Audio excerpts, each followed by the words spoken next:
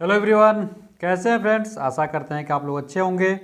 तो RRB LP 2024 आपको पता है कि 25 नवंबर 2024 से शुरू हो रहा है और 29 नवंबर 2024 तक से आने वाला है। और अभी तक मॉक टेस्ट में आपको समय की कमी पड़ जाने वाली है। मॉक टेस्ट यदि देते हैं और आपको समय की कमी पड़ जाती है, 5 क्वेश्चन छूट जाते हैं, 4 क्वेश्चन छूट जाते हैं, तो आप ही के लिए वीडियो बिल्कुल बना रहा हूँ फ्रेंड्स। तो आप लोग वीडियो को शुरू से लेकर लास्ट तक देखिएगा। और अगर टाइम मैनेजमेंट आप अच्छे से नहीं करते हैं तो सोच लीजिए आपका सिलेक्शन भी नहीं होगा। इसीलिए बहुत ही इंपॉर्टेंट वीडियो होने वाली है, आपकी सिलेक्शन वाली वीडियो होने वाली है। यदि आप पूरी वीडियो को देख लेंगे तो 100% मैं गारंटी लेता हूँ कि आपका सिलेक्शन हो जाएगा। वजह क्यों है? क्योंकि यदि 5 क्वेश्चन आप छोड़ के आ जाते हैं, 75 में से यदि 5 क्वेश्चन आप बिना टाइम मतलब बचा नहीं पाए आप टाइम को, तो सोचिए आप 5 क्वेश्चन दूर हो गए सिलेक्शन से। इसीलिए आज की वीडियो बहुत ही बेनिफिशियल होने वाली है। आप देखेंगे कि मॉक टेस्ट में जो आपका समय कम पड़ रहा था, जो मैं स्ट्रेटजी बताऊंगा, टीटीआर जो फार्मूला आपको ले आया हूँ, ये जो टीटीआर फार्मूला है, इस फार्मूले का आप यूज करेंगे तो आपका समय की कमी नहीं पड़ने वाली है। तो आइए हम लोग पूरे एग्जाम पैटर्न को समझते हैं अच्छे से। समय कम पड़ रहा है, क्यों कम पड़ रहा है, समय क्यों कम पड़ जा रहा है, ये सारी चीज़ हम देखने वाले हैं कि समय आज के बाद से आपके किसी भी एलपी के एग्जाम में या कोई भी एग्जाम दे रहे हैं, आपको टाइम की कोई कमी नहीं होनी चाहिए। टाइम मैनेजमेंट कैसे करें? देखिए, रेलवे के एग्जाम में सबसे इंपॉर्टेंट क्या होता है? टाइम मैनेजमेंट करना। आपको एलपी के एग्जाम आप जानते हैं 75 क्वेश्चन मिलेगा आपको। 75 क्वेश्चन में से आपको 60 मिनट करना रहेगा, ठीक है। तो आपको इसको टाइम मैनेजमेंट अच्छे से करके जाना होगा, तभी सिलेक्शन हो पाएगा। वरना अब होगा क्या कि सिलेक्शन से आप दूर रह जाओगे। तो सबसे पहले हम देखते हैं कि इसका सीबीटी पैटर्न क्या है। सीबीटी 1 का पैटर्न हम अच्छे से देखने वाले हैं। देखिए, और जनरली एग्जामों में देखेंगे कि होता क्या है कि मैथ का सेक्शन अलग आता है, मैथ अलग आती है, रीजनिंग अलग आती है, जीके अलग आती है, साइंस अलग आती है। तो हम क्या करते हैं कि जीके के लिए कम टाइम डालते हैं, साइंस के लिए कम टाइम डालते हैं, रीजनिंग के लिए थोड़ा सा ज़्यादा टाइम डालते हैं और सबसे ज़्यादा मैथ के लिए टाइम डालते हैं। लेकिन जो एग्जाम रेलवे लेती है उसमें ऐसा होता ही नहीं कि मैथ अलग है, रीजनिंग अलग है, जीके अलग है और साइंस अलग है। सबको मिला के आता है। जो आपके 75 क्वेश्चन आएंगे वो ऐसा नहीं होगा अलग अलग आएगा। जो मैथ के 20 क्वेश्चन आने वाले हैं, रीजनिंग के 25 क्वेश्चन आएंगे, जीके के 10 क्वेश्चन आएंगे और साइंस के जो 20 क्वेश्चन आने वाले हैं, ऐसा ही नहीं होगा कि ये सब अलग अलग आएगा। ये सब का होगा, एक से शुरू होगा और पूरा जो 75 क्वेश्चन तक जाएगा वो सब एक ही में रहेगा। तो अब मैथ का पहले आ रहा है, फिर रीजनिंग का आ रहा है, फिर जीके का आ रहा है, फिर साइंस का आ रहा है, तो ऐसे घूमता फिरता रहेगा। तो आपको कैसे टाइम को बचाना है, क्या करना है आपको, तो मैं वो सारी चीज़ें आपको बताने वाला हूँ। तो देखिए, आप 75 क्वेश्चन में शुरू में आपको कोशिश होना चाहिए कि हम जो आपको 60 मिनट आपको मिल रहा है, इसमें से हमको 40 मिनट जो आपका टाइम है, 40 मिनट का जो आपका, देखिए बेहतरीन तरीका मैं बता रहा हूँ आपके लिए एकदम। तो जो आपके 40 मिनट का जो आपका टाइम है ना, 40 मिनट में आपको कम से कम 40 क्वेश्चन तो शुरू में ही अटेम्प्ट कर लेने हैं। एक से लेके मतलब शुरू में ही 40 क्वेश्चन अटेम्प्ट कर लेने हैं। और वो 40 क्वेश्चन कैसे होगा कि आप उस क्वेश्चन को सॉल्व करना कि जो 1 से लेके 75 तक के सारे क्वेश्चनों में एकदम बिना आपके कापी कलम चला, मतलब कापी पे बिना लिखे जो क्वेश्चन सॉल्व हो जाते हैं। तो कोशिश यही करना कि जो 40 मिनट का शुरू का जो 40 मिनट का टाइम होता है, वो एक बार 1 से लेके 75 तक सारे क्वेश्चन तो तुम 40 मिनट में चले जाना। जब एक 40 मिनट में 1 से लेके 75 क्वेश्चन तक तुम चले जाओगे तो उसमें से तुमको 40 क्वेश्चन बिल्कुल सिंपल से दिखेंगे जो तुम आसानी से कर लोगे। अब जो 40 क्वेश्चन तुम आसानी से कर लोगे, उसके बाद से तुम्हारे पास बचेगा कितना? यहाँ से देखोगे तो 35 क्वेश्चन बचेगा और तुम्हारे पास मात्र टाइम बचेगा 20 मिनट।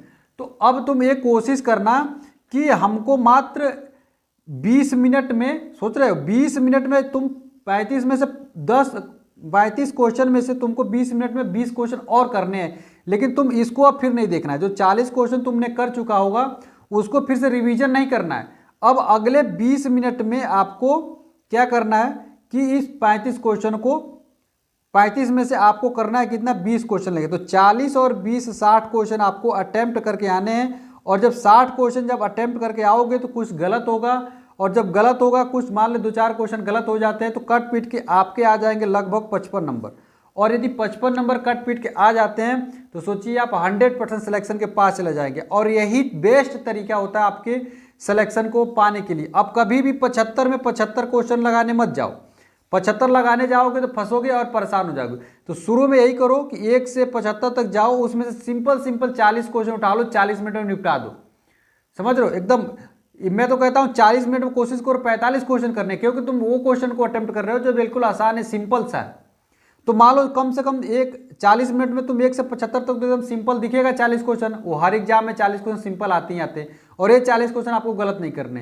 तो अब ला के क्या करोगे, यहाँ से 40 क्वेश्चन सॉल्व कर लिए, बाकी के जो 20 मिनट बचा तब तक तुम्हारा कॉन्फिडेंस लेवल बहुत हाई हो गया रहेगा, क्योंकि तुमने 40 क्वेश्चन सॉल्व कर रखा है, तुमने कट ऑफ को लगभग क्लियर कर दिया है। अब कट ऑफ जब वो लगभग क्लियर हो गया तो 20 मिनट में तुम क्या करो, 20 मिनट और सॉल्व क्वेश्चन को कर लो, 60 क्वेश्चन हो जाएगा। 5 क्वेश्चन या 2-4 क्वेश्चन गलत हो जाते तो लगभग 55 नंबर के आसपास आ जाएगा, और किसी भी भारत के किसी भी जोन में रहोगे तो 100% सिलेक्शन हो जाएगा। उसके बाद से तुमको क्या करना है कि ये तो बेस्ट तरीका होता है किसी भी मॉक टेस्ट को देने में और नंबर को स्कोर करने में। उसके बाद से एक फार्मूला आपको बता रहा हूँ, TTR फार्मूला, और ये फार्मूला का जब अपनाओगे तो निश्चित तौर पे समय की और भी कमी नहीं पड़ेगी। ये तो बेस्ट तरीका होता है किसी भी एग्जाम में सॉल्व करने के लिए, और इसी तरीके से मैं भी यूज किया था। यही तरीका था मेरा बेस्ट के। मैं तो 3-3 बार चला जाता था, मैं 1 से लेकर 75 तक 60 मिनट में 3 बार अटेम्प्ट कर लेता था, इतना मैं फास्ट कैलकुलेशन करता था। तो कैलकुलेशन भी आपको बढ़ाएंगे तभी आपका सिलेक्शन हो जाएगा। कैलकुलेशन में बार बार कैलकुलेशन की वीडियो भी बना रखा हूँ कि कैलकुलेशन आप बढ़ेंगे कैसे, तो जाकर उस वीडियो को देखिए आप लोग, तभी आपका कैलकुलेशन की स्पीड बढ़ेगी और सिलेक्शन हो पाएगा। उसके बाद TTR फार्मूला देखती है। TTR फार्मूला में क्या है कि पहले T से होता है टेस्ट।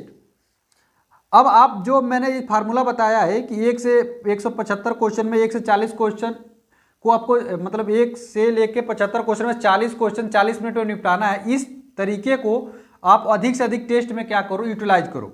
जो अधिक से अधिक टेस्ट में उसको यूटिलाइज करो और देखो क्या फ़ायदा हो रहा है कि नहीं। तुम शुरू में 1 से लेके 75 तक चले जाओ 40 मिनट के अंदर, और 40 क्वेश्चन अटेम्प्ट कर लेना। बाकी के लिए 20 मिनट में 20 क्वेश्चन और अटेम्प्ट करके बाकी देखना, तुम्हारे मॉक टेस्ट में डेफिनेटली स्कोर बढ़ेंगे। उसके बाद से और भी कुछ लोग ऐसे भी होंगे कि जिनके ऑलरेडी और भी ज़्यादा नंबर है, उनके लिए मैं बता रहा हूँ अब उनको क्या करना है। कि जिनका ऑलरेडी भाई मान लीजिए 50 आ रहा है, ऑलरेडी जिनके 55 आ रहे हैं, उनको क्या करना है। तो जिनके 50 और 55 आ रहे हैं उनके लिए मैं बता रहा हूँ कि और भी आप मॉक टेस्ट में स्कोर बढ़ाना चाह रहे हैं तो उसके लिए TTR फार्मूला और भी आप यूज करिए कि आप और अधिक से अधिक टेस्ट दीजिए। और इस तरीके को अपनाते हुए जो टॉपिक आपके गलत हो जाए उस टॉपिक के केवल उस टॉपिक को जाइए, यूट्यूब पे सर्च करिए और उस टॉपिक को सॉल्व कर लीजिए। उसके बाद आपको रिवीजन अधिक से अधिक करना है, क्योंकि आपका सिलेबस कंप्लीट है तभी आप 50 से 55 की स्कोर कर रहे हैं। तो सिलेबस को आपने फिर से रिवीजन करिए, और इस तरह से करते करते TTR फार्मूले का आप यूज कर रहते रहेंगे तो निश्चित तौर पे जब आएगा ना आपका एग्जाम का डेट, जो 25/11/2024 से एग्जाम शुरू हो रहा है, इस तक देखेंगे आपके मॉक टेस्ट के स्कोर डेफिनेटली जो बढ़ के चले जाएंगे वो 60 क्वेश्चन तक चले जाएगा, 60 से ऊपर चला जाएगा। तो इसीलिए मैं कह रहा हूँ कि आपको TTR फार्मूला यूज करिए, और जो मैंने ये तरीका आपको समझाई है ये बेस्ट तरीका होता है किसी भी एग्जाम को क्रैक करने के लिए। इसी तरीके से एग्जाम को क्रैक किया जाता है। आप कोशिश करिए कि 2 से 3 बार कम से कम 1 से 75 क्वेश्चनों का रिवीजन कर लें। जिस क्वेश्चन का आप सॉल्व कर लेते हैं उसको फिर से वहाँ एग्जाम में एनालिसिस करना नहीं आना, एग्जाम के बाद एनालिसिस करना। जब एग्जाम आपका कंप्लीट हो जाए, मॉक टेस्ट कंप्लीट हो जाए, तब उसको एनालिसिस करना। तो चलिए आशा करते हैं कि आप लोगों को मैंने बहुत बेहतरीन तरीके से ALP एग्जाम को क्रैक करने का बेहतरीन तरीका बताया है। आशा करते हैं आपको मेरी वीडियो पसंद आई हो। वीडियो पसंद आई हो तो वीडियो को लाइक करिएगा, चैनल को जरूर सब्सक्राइब कर लीजिएगा फ्रेंड्स। मिलते हैं अगले वीडियो में फ्रेंड्स, तब तक के लिए जय हिंद।